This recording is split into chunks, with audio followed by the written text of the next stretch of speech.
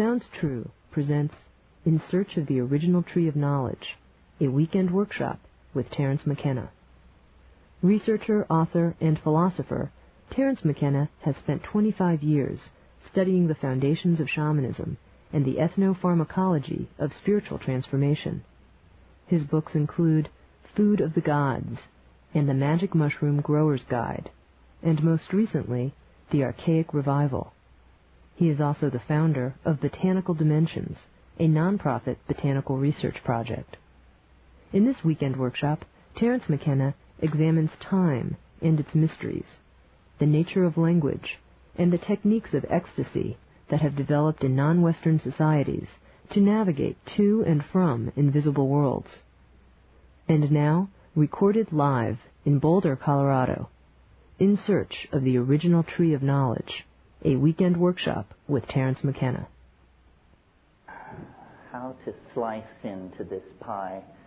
I try to never do it the same way because I don't want to get bored, but that lays a sort of obligation on me that I'm not always able to meet. Two things, I think, are going on inside this wrap as currently packaged. First of all, I'm very interested in talking about the impact of psilocybin on human evolution and values and institutions. And then, so that you don't think we've just fallen into fringe anthropology 101, I'm interested in taking the insights from that discussion and trying to apply it to the modern or postmodern, as the case may be, dilemma, trying to draw some implication from looking at human prehistory and the set of factors that were in place at the moment of human emergence. And since I feel pretty much among friends and fringies here, it doesn't trouble me to confess that my book, Food of the Gods, I really conceived of as a kind of intellectual Trojan horse. It's written as though it were a scientific study, footnotes, bibliography, citations of impossible to obtain books, and so forth and so on. But this is simply to assuage and calm the academic anthropologists. The idea is to leave this thing on their doorstep, rather like an abandoned baby or a Trojan horse, and they will open their doors to it and take it inside, only to discover that out of this very staid, rational discourse pour the self-transforming elf machines from hyperspace with their own agenda. I feel like I should say this, it's more for my ease than yours, that I reached the conclusions that I now espouse through skepticism, reason, rationalism, and tough argument. So it may sound ditzy, flaky, and soft-headed, but that's just because you're hearing it wrong. The guiding input was experience. And in a way, what we're gathered here to talk about tonight is an experience which is not only rare, transformative, challenging, but also, for reasons which we'll probably get around to, illegal. So it's a very peculiar situation. Very few experiences are illegal. And our models of the world are built up based on our experience. So if you make an experience illegal, you're essentially saying it is off limits for model building. You can't include that in your model because it isn't really there in some sense. And this is the situation in Western society vis-a-vis the psychedelic experience. to my mind, the psychedelic experience is as much a part of being human as sexuality, personal independence, child rearing. These are the things which are scripted into us as opportunities for exercising our peculiar situation vis-a-vis the phenomenon of being. And a society which would deny that is a society whose secret, or maybe not so secret, agenda is the infantilization of its citizens. I mean, if we are not capable of dealing with these things, then who is? And are the people who made the rules, did they carefully, conscientiously, and at depth explore these dimensions and decide they were unfit for human consumption? Or was it done more hastily, more mindlessly, and with more fear? I would submit to you that it's the latter. Well, first of all, I want to talk about the impact of psychedelics, especially in this case psilocybin, on humanness. And then, if there's time, maybe we can talk a little bit about what is so great about it. I had a philosophy professor once, Paul Feyerabend. Some of you may know his books. And he opened his Epistemology 101 course by saying, I'm going to teach you what truth is, and then I'm going to teach you what's so great about it. Well, I won't claim to teach what the psychedelic experience is. That you will have to find out on your own. But I think it is legitimate to discuss what's so great about it. You know, are we, by any measurable index, superior or inferior to people who do not have this experience? Because if not, then really the psychedelic position is no more than a kind of cult, to be lined up along with Roman Catholicism and all the other cults out there. Speaking as a former member, of course. Well, my notion of the way to legitimate the importance of psychedelics is by showing, and I think one can show in fairly short order, that these things are not alien to the human experience or ancillary or the province of uneducated little brown people down in the rainforest or anything like that. I submit to you that the psychedelic experience and the impact of psychedelic plants on human beings is central to understanding who we are and how we got this way. And if we can explore this issue and convince ourselves that there's some merit in this point of view, then it will do more than rewrite the annals of a staid science like anthropology. It will actually change how we relate to each other and to the planet that we're in the process of grinding into pollution. So that's the raison d'etre for the politics behind it. Now, here's the spiel.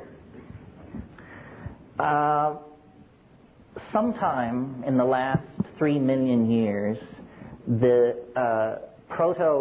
our remote ancestors, the proto-hominids, were disrupted in their evolutionary climax in the canopies of the great rainforests of Africa. You see, most animal species evolve into a niche, tighter and tighter and tighter. We see this with termites and cockroaches and most life forms. This is what happens to them.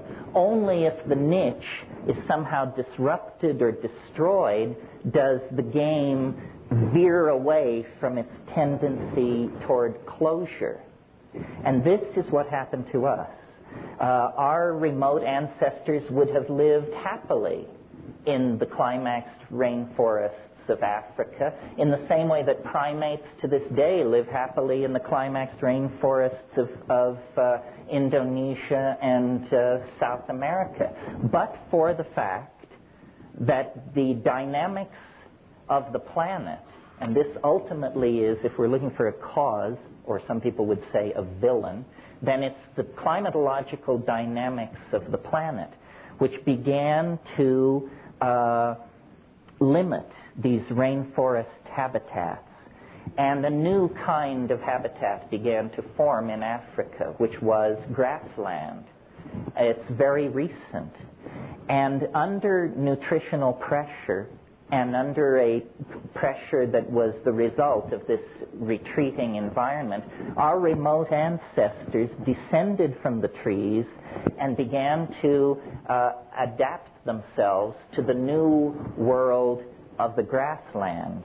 And they did this over a period of probably a couple of million years. Now, I maintain, and if any of you are evolutionary biologists or anthropologists, this is the nub of my position. Here's what's new scientifically.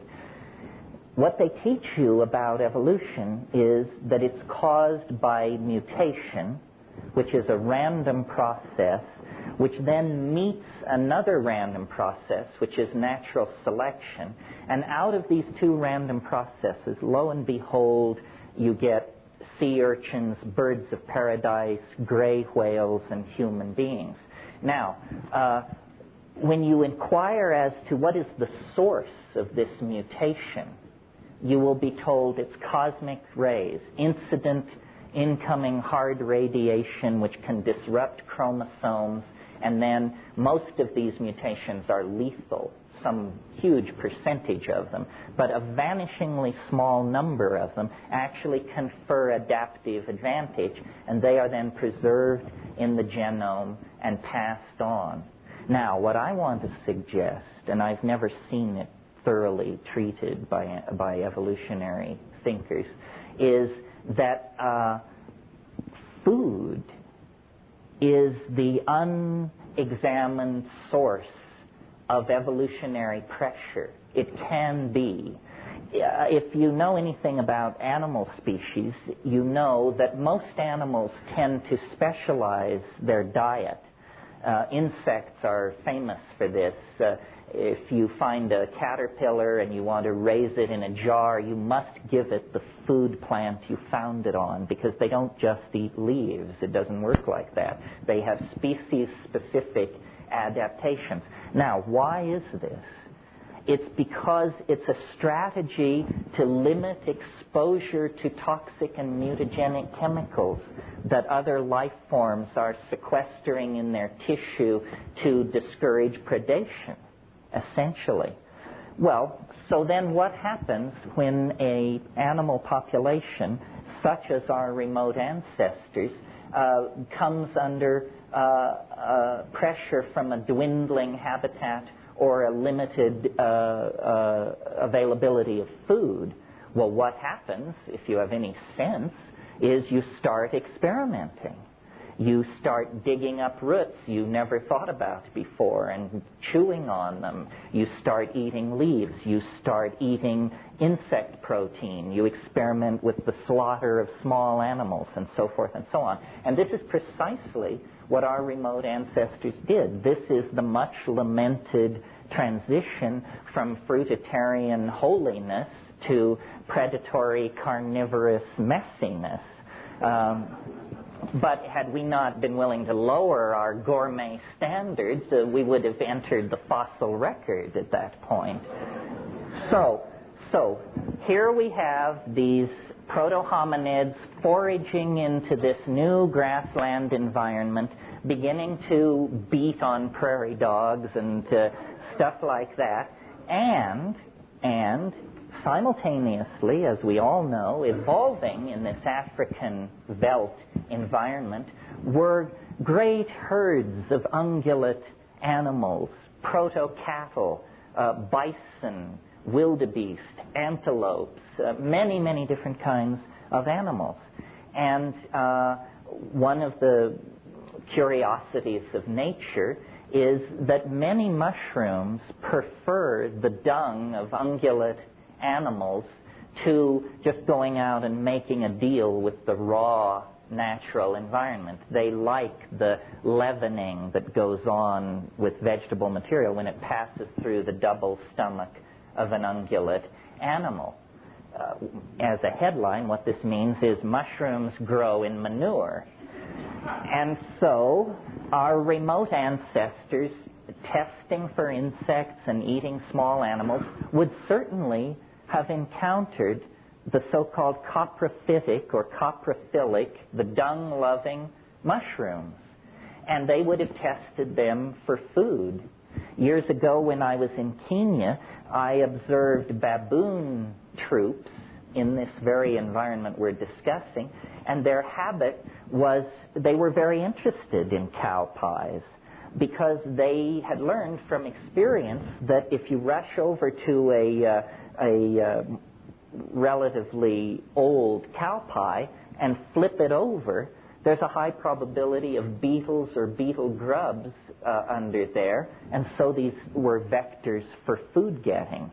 Well, I did not observe mushrooms in Africa, but I observed mushrooms in the Amazon, and they can attain the size of a dinner plate.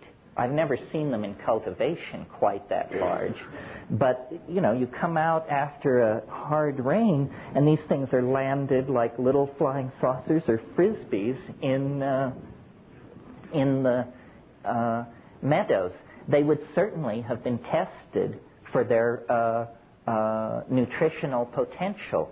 And psilocybin, different from all other chemicals in nature, including, as far as I can tell, all other hallucinogenic chemicals in nature, psilocybin has a unique set of characteristics which implicate it, to my mind, very strongly in the catalyzing of the emergence of humanness out of proto-hominid and hominid organization.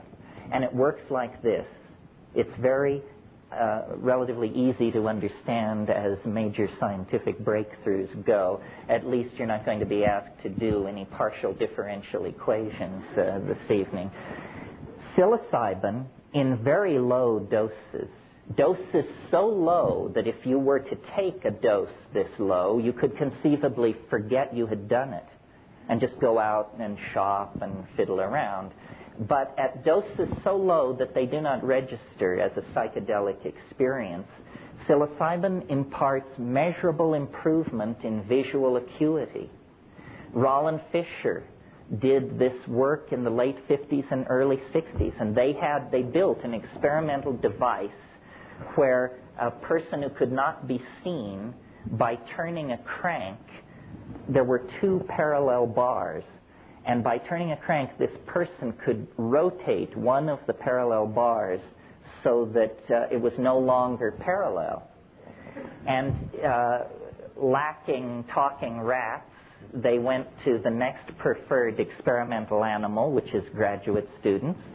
And they would sit a graduate student down in front of this device, give them a very low dose of psilocybin, and then put a buzzer in their hand and say, when the two bars are no longer parallel, push the buzzer. And Fisher collected large amounts of data which showed that the people who had taken the psilocybin, and the other people were given placebo, of course, could detect this deformation long before the unstoned subjects were able to do so. And Fisher, who was a totally straight European scientist, in fact a Viennese, when I talked to him about this stuff, he was very cagey, and he was funny. In fact, he said, well, you see, it's very interesting. Apparently here we have data which argues significantly that we are perceiving reality better with the drug than without the drug. Yes. For him, that was a joke. I mean, he never did anything with it. It was just a throwaway line. But it stuck with me.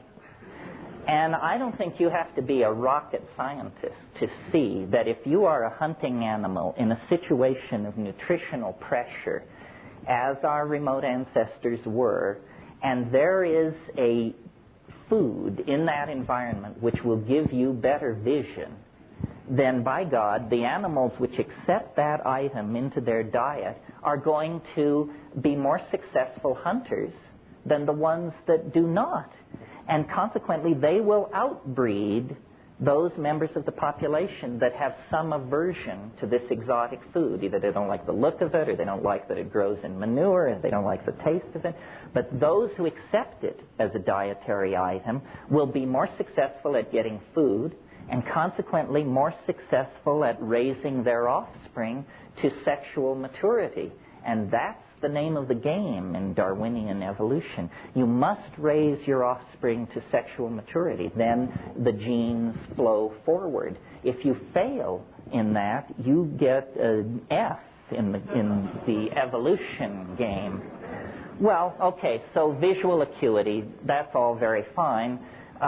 But psilocybin has other properties which build on that initial pharmacological peculiarity.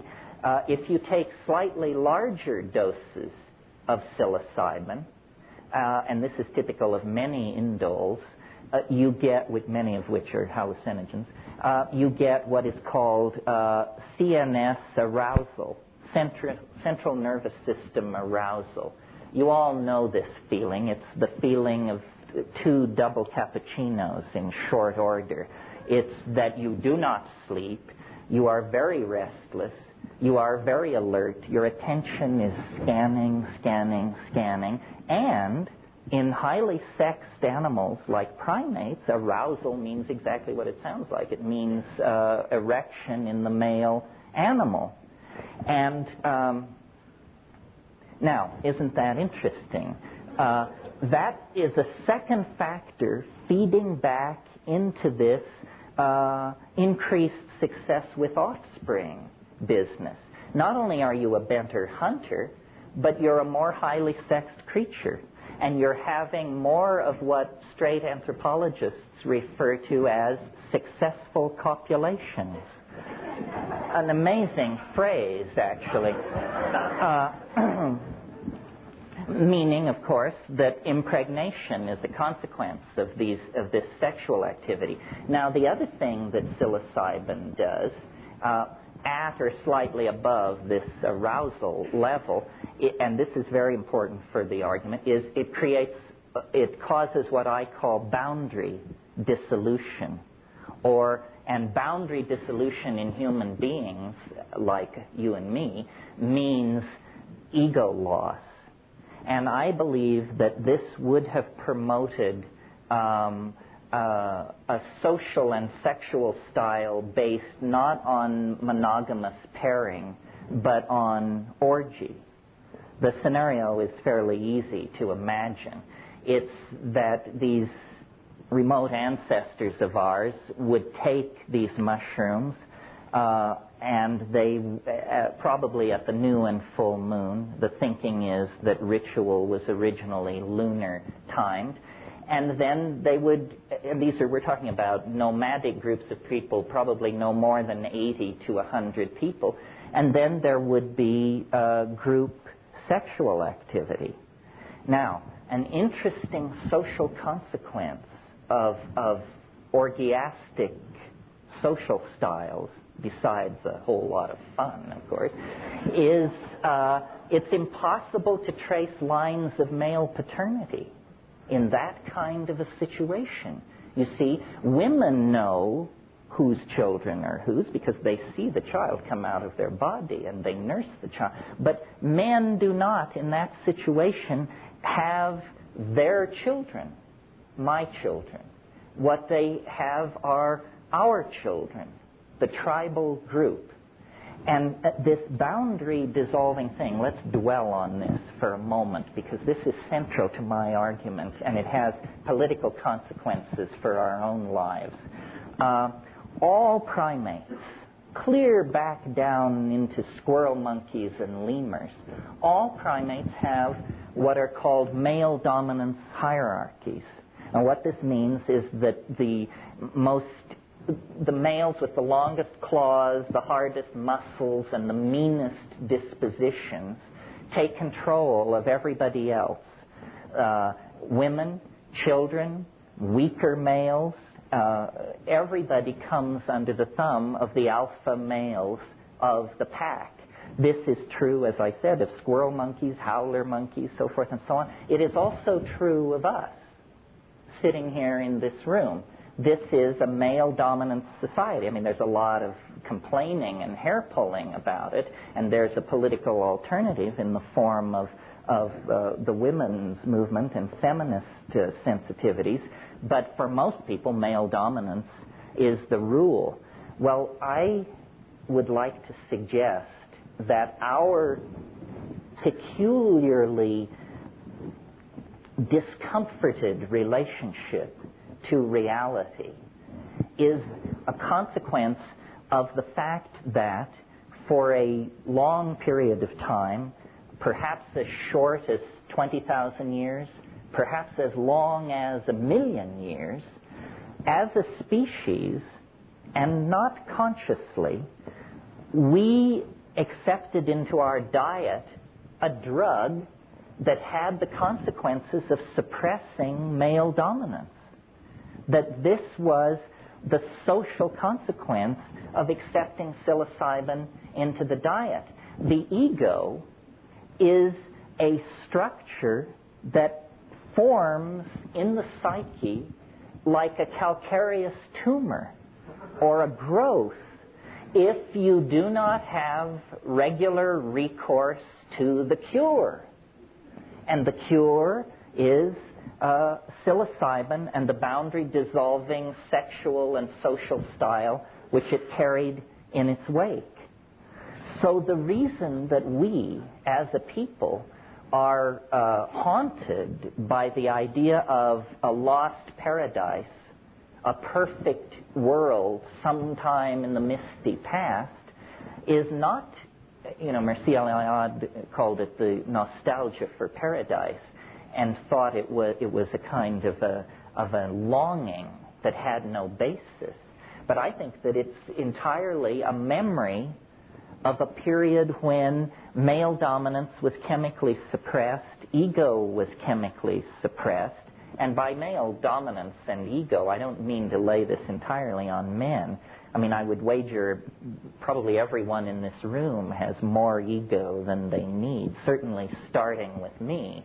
And that's part of the paradox that you're supposed to enjoy in this, is the ambiguity of me preaching the loss of ego.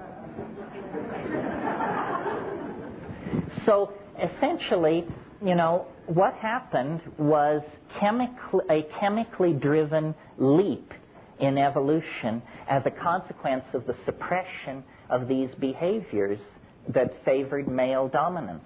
As a species, we would have continued with male dominance forever had it not been for psilocybin in the diet. And it established a situation in which, in less than 2 million years, the human brain size doubled. This is, without contest, the greatest mystery in the whole of evolutionary theory.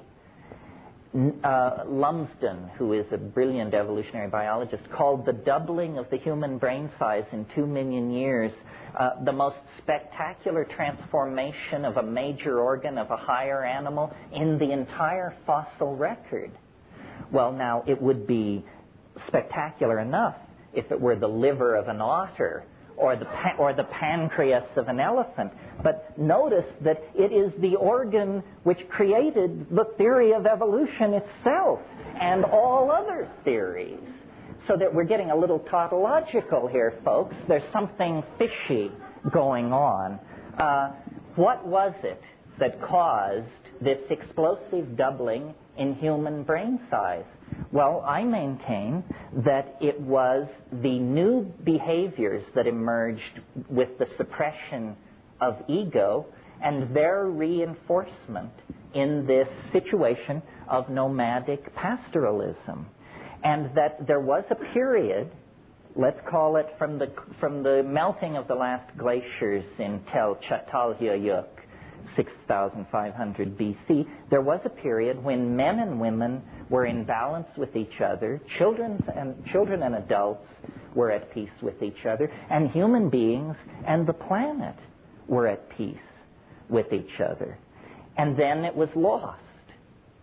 And we fell into history. You know, the long slog toward Armageddon is what was initiated in its place. Well, now, if it was so wonderful, why would anybody ever let go of it? Why was it lost? Well, we have to go back to the very forces which created this situation. Remember, I said it was the climatological dynamics of the planet created the grasslands in place of the rainforest. Continuation of those processes turned those grasslands into desert.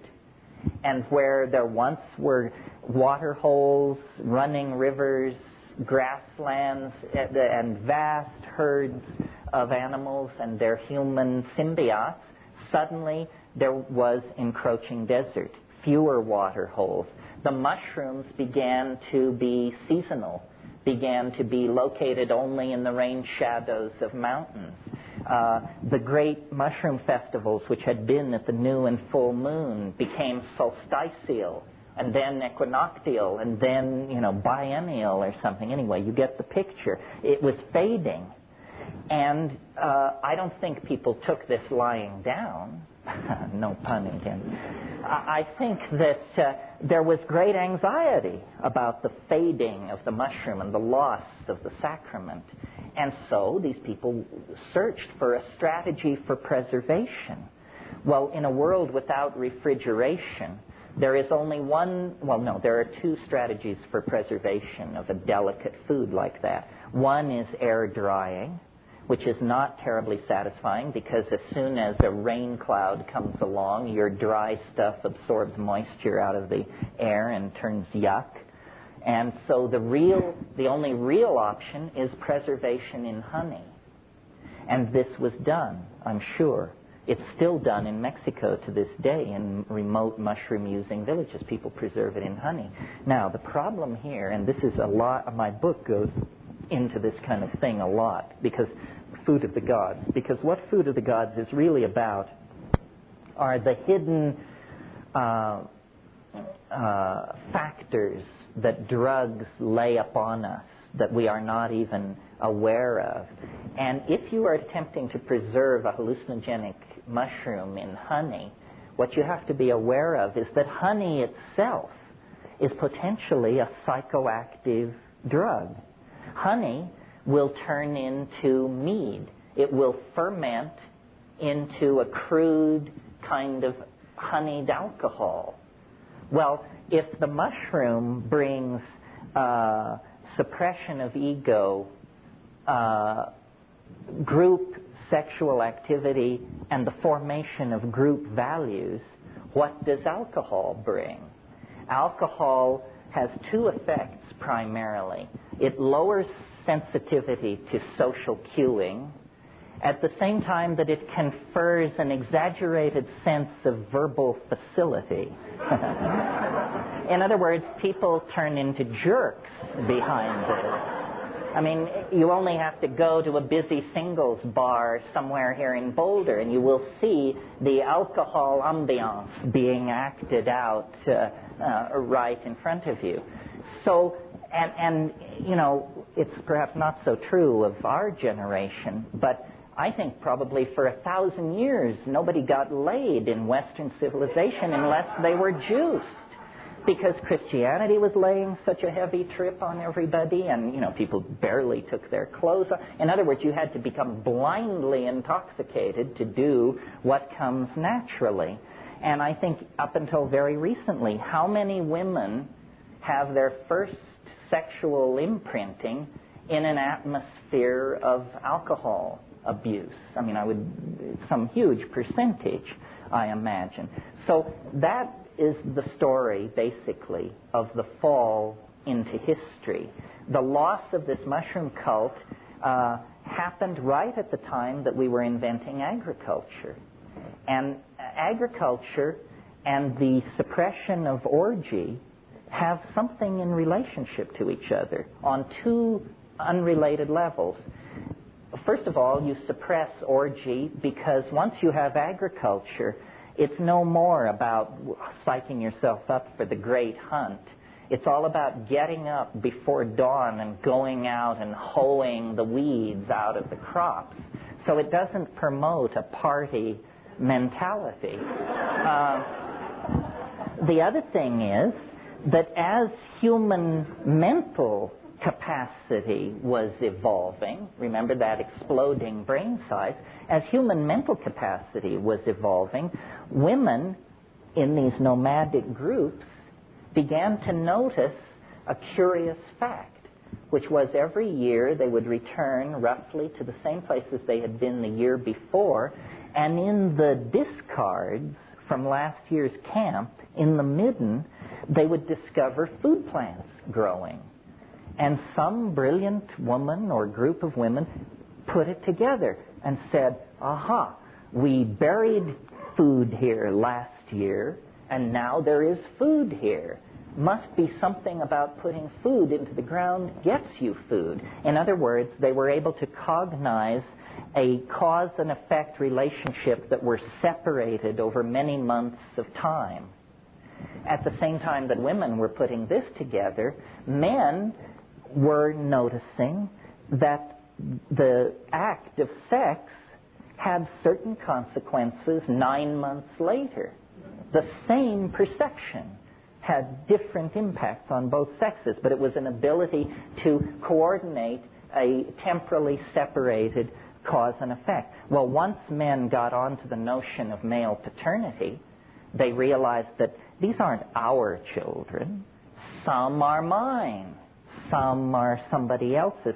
And from that notion, you go to my child, to my woman, to my hunting area, to my weapons, to my SIB group. You get it all, you see. The ego is born, and it is born in an atmosphere of complete paranoia. The first consequence of agriculture, well, it has a number of consequences, but one consequence is it's a tremendously efficient way of producing food. That's obviously why people got into it. What does efficiency mean? Surplus. What does surplus mean? Haves and have-nots. The most spectacular architectural edifice of 10,000 BC on this planet was the grain tower at Jericho. It had thick walls to hold the grain, and it had high walls so you could climb up on top of it and drop rocks on the people who were trying to get into it. Surplus makes nomadism impossible because you can't drag this huge amount of grain with you. So you get sedentary populations. And then, since the people who want the grain are killing your people in fury when they can't get the grain, you decide to put a wall around the whole encampment. Now you have a small town. Now you have urbanism. Now you have the division between nature and secular society. You have classes. You've got it all. And I maintain that this is the long march into hell.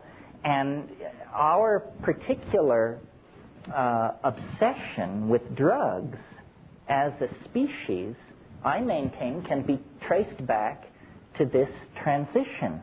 That, yes, elephants love fermented papayas, and so do butterflies, and so forth and so on. But this kind of intoxication is not what we're about. We addict severely to several dozen substances, less severely to probably 100 more, and we addict to everything. This, what we call romantic love shows a lot of similarities to hard drug addiction when you separate the lovers. Sleeplessness, suicidal tendencies, bursting into tears, hysteria, loss of weight. You can't tell whether this person is getting off heroin or has separated from their partner. Well, if you take an individual who is alcoholic or has some kind of serious drug problem, current thinking is this can be traced to traumatic abuse in childhood. This is what happened to us.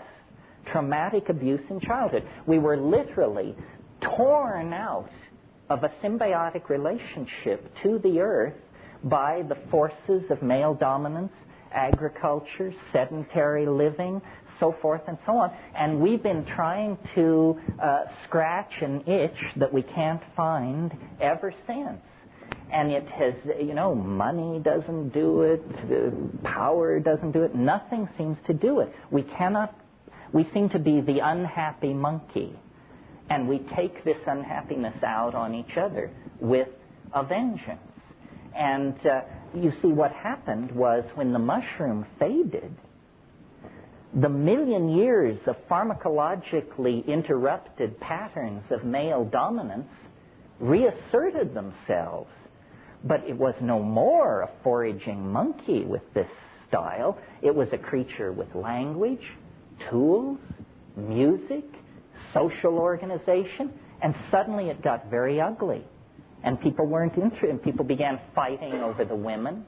So we don't want to have orgies anymore. This woman is my woman. Touch her, you die, and so forth and so on. And we are living out the legacy of this. Well, before I talk about the social consequences of it for us, I want to go back to the question, what was so great about it? I mean, we've talked about orgy, but you can have orgy without psilocybin. What was so wonderful about that proto-historical mode? Well, this is where it becomes slightly more woo-woo. Because what we have to talk about is, what is the psychedelic experience anyway? And I maintain that if we're talking about psilocybin, and we're talking about taking it in nature, as these people did, that, yes, first come the dancing mice, the little candies, the colored grids, and so forth and so on. But what eventually happens, quickly, like 10 minutes later, is there is an entity in the trance, in the vision. There is a mind there waiting that speaks good English and invites you up into its room. And once there, you realize that this is what all the hoopla about the Gaian mind and the rebirth of the goddess and all that is about. It's not a metaphor, folks. It's a headline in biology. We are not the only intelligent-minded species occupying this planet. We may be the only bipedal hairless mammal with intelligence on this planet, but there is something out there spread through the grasses, the forests, the rivers, and the oceans. Our own emergence into intelligence took less than 2 million years. Life has been on this planet for 1.5 billion years, and we don't know how many strange pathways beckon. But at some point, a kind of mind came into existence, and it is real. It's what lies behind the religious impulse in our species. There really is somebody else sharing the local mind space. And I don't believe we're talking theology here. In other words, this is not, in Milton's wonderful phrase, the God who hung the stars like lamps in heaven. It's not about that. For me, that's a big question mark. But it is the goddess of this earth. It is the biological mind. It is that all boundaries are illusions, and that life is a thinking, feeling enteleche of some sort. And we are just like a little droplet that has somehow escaped from the river of cognition and now imagine that we're the only water in the cosmos. Not so, it turns out. The reason the psychedelic experience is so baffling and transformative, even as we sit here with your heads full of Heidegger and Husserl and I don't know, Wilson Phillips and all this stuff is because in contact with that, we have no more sophistication than our orgiastic, mushroom-munching ancestors. Civilization doesn't give you a leg up on this stuff. In fact, it makes it harder to figure out what's going on because we have defined nature as dead. You know, atoms screaming through empty space, ruled by tensor equations of the third degree. That's our picture of what nature is. That isn't what it is. It's a mind of some sort. Okay, what is the implication of all this? Is this just some kind of fringo anthropological revisionism? No, it isn't, because the fall into history and its consequences is, at this point, a loaded gun held to the head of the entire planet. We are about to pull over the soup cauldron. And if we do this, then 2.5 billion years of evolutionary advance will be shot. Nobody else ever dropped the ball. So, you know, we appear to be vying for this peculiar honor. If we do not awaken to the consequences of ego, then we are going to run this system right over the edge. The whole thing which characterizes our dilemma as a global society is our inability to feel the consequences of what we are doing. You know, we've got the data. The ozone hole is disappearing. The planktonic life in the sea will die if it does. That will disrupt the food chain. The world food supply will drop by 60%. Everybody who isn't white as a sheet will have to starve in that case, and so forth and so on. I mean, we actually toy not only with our own extinction, but with the extinction of all life on the planet and with the extinction of the idea of dignity and decency itself. Well, I'm not in this psychedelic game because I think it's easy or because I think it's going to be a cinch. I'm in it because I think it's the only game in town. You know, if hortatory preaching could have done the trick, then the Sermon on the Mount would have turned the corner.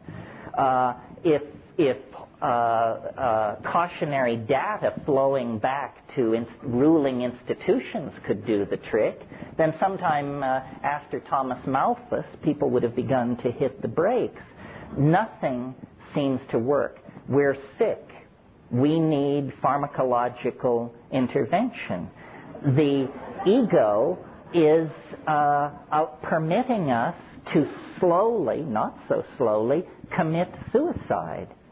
And, you know, the fact that we cannot act collectively, that we are suspicious of all forms of collectivism, that we really are all for one and one for all is not our style. Instead, what we have going is a catfight. And, you know, no less a straight person than Arthur Koestler, in a book called The Ghost in the Machine, said, humans are so wired for beating the brains out of woolly mastodons. That's what evolution has equipped us to do, not negotiate weapons treaties and destroy bacteriological factories. We have to force our evolution. We have to chemically restructure the primate brain so that we do not commit suicide. And the only way to do it in the time left is for the psychedelic community to stand up on its hind legs and roar. And, you know, maybe they'll build camps for us. But the point being, I think there's a moral imperative to try what works. I mean, you know, in the 60s, psychedelics were called consciousness-expanding drugs. A good old phenomenological description. Well, if consciousness does not loom large in the future history of our species, then what the hell kind of future is it going to be? No future at all, I maintain.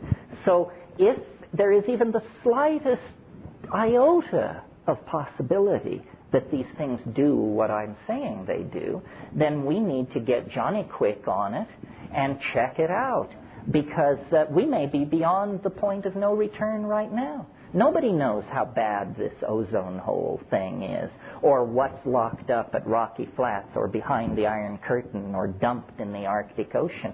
We may be past the fail-safe point right now, folks. There is no time to lose. It is time to engage the powers that be in a little more serious dialogue than the just say no horseshit that's been peddled recently, because we're talking about the survival of life on the only planet that we are certain has life on it. This may be the site of a cosmic experiment with universal implications, and it rests in our hands. Everybody here tonight is here because a whole bunch of people didn't drop the ball. And, you think you've got problems? 9 times in the last million years, the ice has moved south from the poles, miles thick. No antibiotics, no electronic communication, nothing. And I'm sure these people were miserable, and they dragged through it, and they lived, and they passed it on. Now we're it. And we will be judged the lamest of the lame if we cannot come to terms with this and begin to talk about what is going on. This is not obscure. As I said, I view the psychedelic experience as central to humanness, as our sexuality. We cannot allow dominator institutions to infantilize us and to tell you where your mind can and cannot go. We even have a piece of paper locked up in a vault in Washington, D.C. that guarantees life, liberty, and the pursuit of happiness. Well, now, what could the pursuit of happiness possibly mean if it doesn't mean the freedom to practice your own relationship to nature and its gifts? So I think we have been entirely too casual about the importance of the psychedelic experience. This is, for one reason, because we cannot publicly get together and discuss it in detail. And one of the things that I think is very important about get-togethers like this is, if you will look around, you'll notice that we cannot really be distinguished from the rest of society. Some of us live under bridges, some of us clip coupons. There's a wide spectrum of people here. But this is your affinity group. This is your community. Someone in this room actually has what you need. And, I have acted as a filter, so out of millions living along the Front Range, here we've gotten it down to 200. I can't go any further than that, folks. The rest is up to you. Well, I guess the last thing I want to say, and then we'll take a little intermission and then come back and do questions afterwards, which is my favorite part. But I want to just for a minute invoke the psychedelic experience without regard to the evolutionary forces that created it or the political institutions that suppress it and so forth, and just say, in case there's some soul in this room who's never had this experience, that this is extraordinary news. We are not talking about something like a dream. It is not like meditation. No, you can't get there by yourself.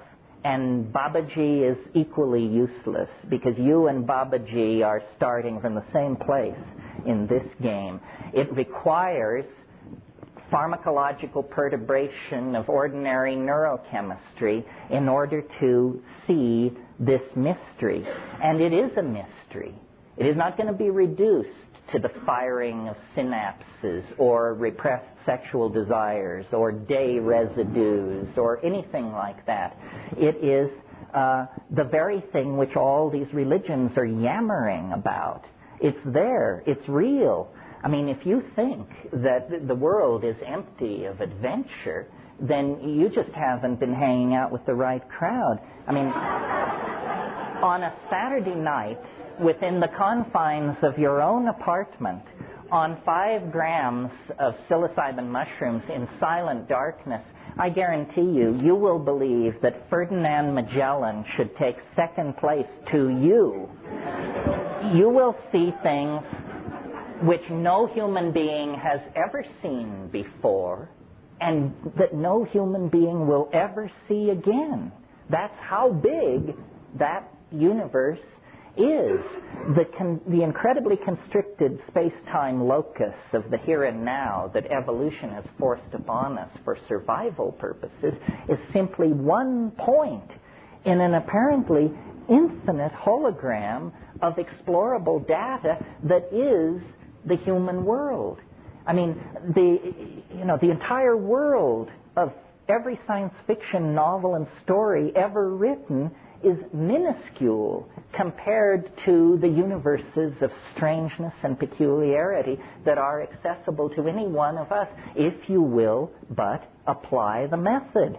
And if you're not willing to apply the method, then, you're going to sweep up around the ashram till hell freezes over and not understand what is going on.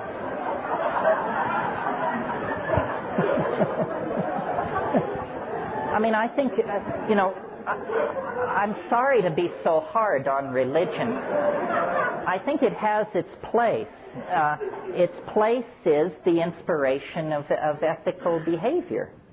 Religion should teach ethical behavior. But it has very, very little to say about the mystery of being other than that it's there. And that's not practicing religion.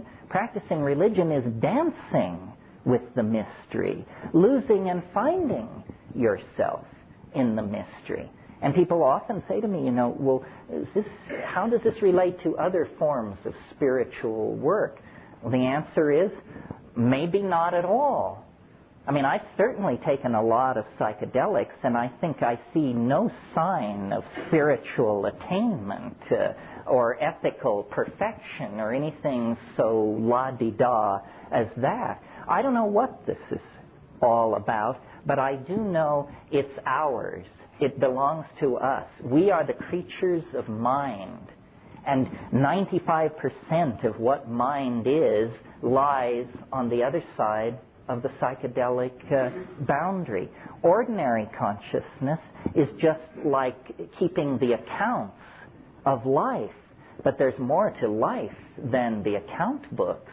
I mean, everything else is out there. The color, the affection, the humor, the terror, the mystery, the incredible strangeness of it all. This is the domain that we want to claim and explore. And if we can find the collective institutional courage to do it, I think this current planetary crisis will be seen for what it really is. And what it is it's not a dying.